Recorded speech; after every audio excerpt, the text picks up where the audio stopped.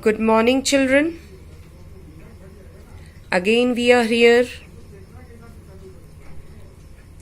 to continue Chapter 10 Development of Civilization, and this is Lecture 3.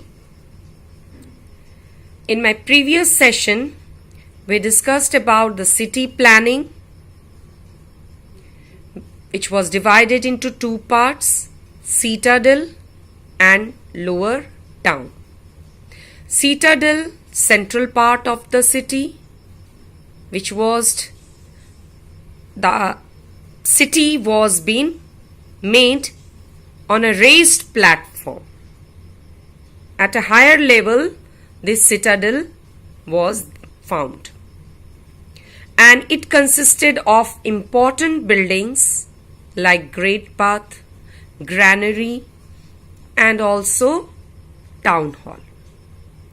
We discussed in detail the construction, the importance of all these important buildings, why it was being made that time. The second part of city planning was lower town, which was inhabited by small merchants, craftsmen, and laborers. We also discussed about the houses, how it was made. It was made on both ends of the roads, and the streets were cut at 90 degree, that is right angle, and it was made with baked bricks, stones and wood, and the houses were of 2 or 3 stories. And the streets were made in such a way that the winds can clean from one end to the other.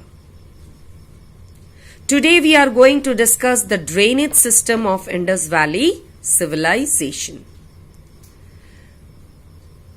During the Indus Valley civilization, the drainage system was well planned and constructed. It was made in such a nice way that to drain the dirty water out of the city. And the drains were covered with bricks and stones which could be easily removed. That means when there was a necessity to clean the drain, these bricks and stones could be easily removed. And the houses of the drain of each houses was joined with the main drains. So the drains of bathroom and kitchens of each and every houses was joined with the main drain, and again the water of this drain, the dirty water of this main drain, used to fall into the big drain of the city. Next is your occupation. Children, as I told you that you will find a very common thing in every civilization of Bronze Age, like farming, pottery making, trade. These were the common occupations been followed in every civilization.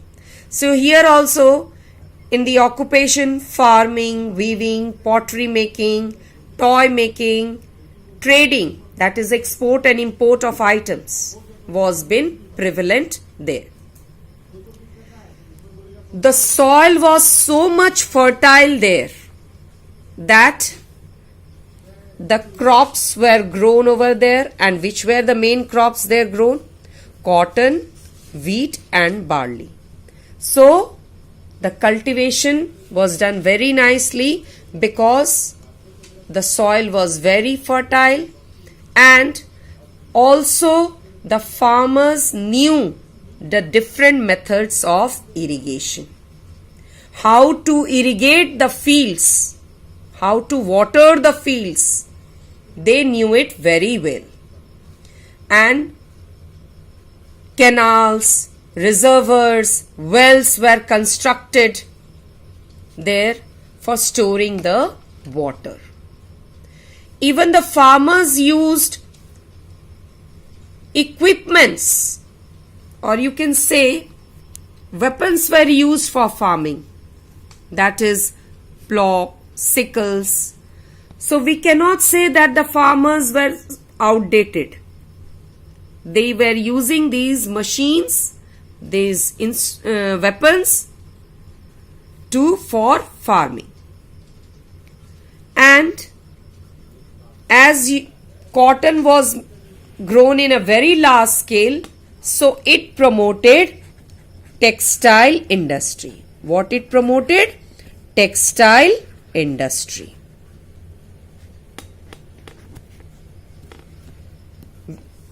And apart from this textile industry, pottery was also a popular industry that time. Means the different things which was made out of clay. The pots which was made, it was properly baked. It was a glazed one and properly decorated. Even for farming and for other activities, the people domesticated animals like ox, buffalo, goat, sheep, pig and camel. Now these animals were domesticated for different purposes. Sometimes it was used for farming, sometimes it was used for transportation, and sometimes it was also used for other purposes. So the people used different animals, and these were the animals which was domesticated by the people. Next we come to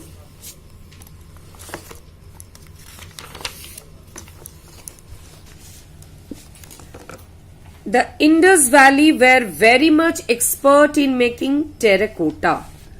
Now what do you mean by this terracotta? Terracotta means unglazed and reddish brown. Means no glazing was there, no polishing was been made, and it was reddish brown color. You will see that when the clay are baked, it becomes reddish brown color. So the toys, the sculptures of animals was unglazed one and reddish brown color, which was called terracotta. But the greatest artistic skill was the seals. You know what is seal? People were very much expert in this artistic skill of making seals. Now, seals were used to make sealing or for trading. And what does this helps to know? This seals, how it helps us to know about the history? It helps us to know about the script of that time. It also helps us to know about the trade, how the trade was carried, how it was been carried by land route or by sea route, which items were traded. Then it also tells us about the religious beliefs of the people. So the greatest artistic skill was the seals of Indus Valley civilization. And in these seals, the picture of animals, flowers and also other symbols were used, which was of religious importance. As I told you, it also indicates the religious beliefs of the people. Even apart from that, terracotta and seals, many bronze tools and statues have been also discovered. This is the bronze statue of a dancing girl, which is made out of a bronze metal. So, as it is a Bronze Age, mixture of copper and tin metal, so many bronze casting was been made. Many bronze tools and statues was been discovered that time, which indicates the mastery of the artisans. Like for example, the seals of Pashupati. Pashupati means like this, Pashupati. So, the seals of Pashupati shows belief in Shiva. Pashupati is related to Lord Shiva. So, it shows that if we find the seals of Pashupati, that indicates that the people of Indus Valley believed in Lord Shiva. Even the unicorn seals. Can you see here the picture of unicorn seals? These unicorn seals have also mythical beliefs. Mythical means when you imagine something, a sort of suppose you are thinking something, a matter of imagination. So, unicorn seals were also showing a mythical beliefs. So, these were all the artistry skills of the people of Indus Valley civilization. Now we come to the climate. The climate of Indus Valley civilization was moist, having moist climate, and due to this moist climate, the forest was very much thick.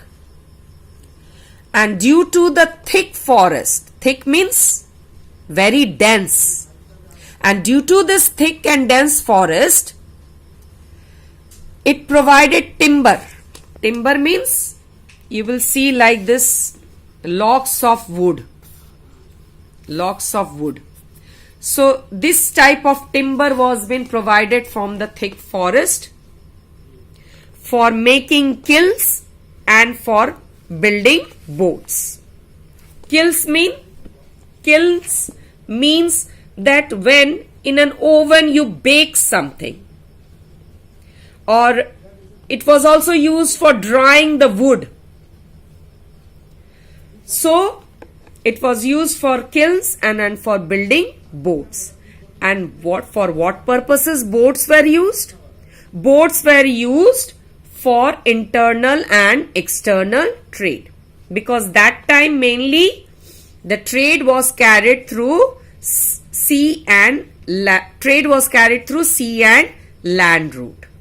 So these boats helped in sea route, and through land routes they took the help of camels, bullock carts. As I told you that the people used to domesticate animals for different purposes.